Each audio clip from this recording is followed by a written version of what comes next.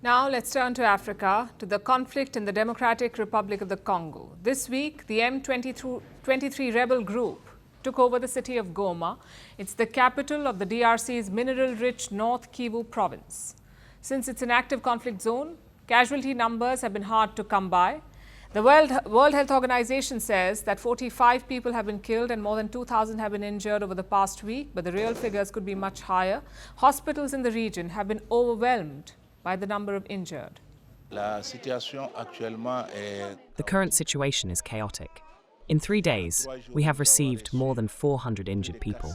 From January to today, we have more than 1,000 injured. For a hospital with an initial capacity of 146 beds, we currently have more than 200 injured in hospital. M23 is consolidating its hold on Goma. After 2 days of street fighting, traffic is being seen on the roads. Shops are open again, but the unease is evident. The people who control the city now have allowed for normalcy to return. That is why you see a lot of activity all around from everyone. They have told us to return back to business, and we have followed their instructions. Despite the order to get things going again, problems persist. Thousands have been displaced. Goma does not have water and electricity. People are resorting to taking water from the nearby Lake Kivu, carrying it back in jerry cans. The situation is not good, and we are suffering a lot because of the lack of water. Since the war started, everything has been cut off. The water has been cut off. No electricity, no water. We come too far to get water here at the lake. If there's a possibility that those who are already in the city could help us get water, that would help. Goma always had it tough. It has been in the middle of a conflict zone for decades. The M23 rebels had actually captured the city before, back in 2012, but they had withdrawn after a few days. This time they plan to stay. The rebel group is casting itself as a liberation force.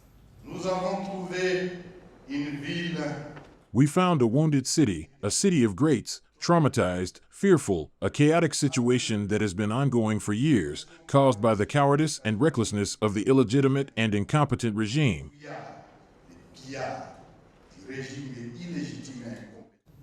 That is the leader of the Congo Rebel Alliance. It's an umbrella group comprising a number of militant factions. This includes the M23. The leader you just saw, he's a former DRC election commissioner.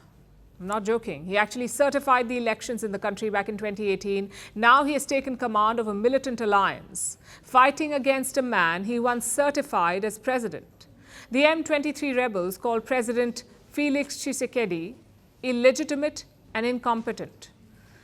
And they're threatening to oust him by marching all the way to the country's capital, Kinshasa. We are here in Goma to stay as Congolese and to protect the population against threats. We will continue the march of liberation all the way to Kinshasa. But Tshisekedi is not backing down. He made a defiant speech on Wednesday and called for a massive military mobilization. His speech seems to have inspired thousands in the DRC. These are the visuals coming in from Bukavu. It's a city near Goma in the neighboring South Kivu province. Bukavu is reportedly the next major target for the M23 rebels, but locals there are lining up to enlist in the military and fight against the rebel group. We will use all the means at our disposal, all the resources we have, to end this war. It will be long, but we will win, rain or shine. I believe the enemy, Rwanda, and its allies, will be too small for their big shoes because we are starting now, right now. We are starting the mobilization and we are calling on the entire Congolese population, all the young citizens who follow us now, whether in Europe, in America, to join this mobilization. As you just heard, they consider Rwanda their real enemy. Rwanda neighbors the DRC. It is just across from the North and South Kivu provinces, and the country is accused of backing the M23 rebels. Rwanda has always denied this, but most nations are directly talking to Rwanda's president, Paul Kagame. They want him to call off the M23 rebels. The latest leader to wade into the issue is South Africa's president, Cyril Ramaphosa. South African peacekeepers are stationed in the DRC. At least 13 of them have been killed amid the fighting. President Ramaphosa declared this on social media. His post was not taken well by Paul Kagame. The Rwandan president put up this response. His last point looks like a threat. This is what he said, and I'm quoting. If South Africa wants to contribute to peaceful solutions, that is well and good, but South Africa is in no position to take on the role of a peacekeeper, peacemaker or mediator. And if South Africa prefers confrontation, Rwanda will deal with the matter in that context any day. The DRC conflict is on the verge of escalating and potentially spilling over. In fact, this has happened before. The DRC was the stage for the Second Congo War in the late 1990s. It was also known as Africa's World War. Multiple neighboring armies fought inside what is now the DRC, and the legacy of that war is the state of the DRC and Goma today.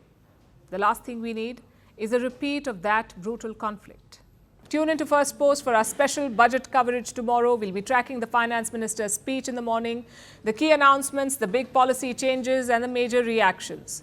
Also, don't miss the special budget edition of Vantage at 9 p.m. tomorrow.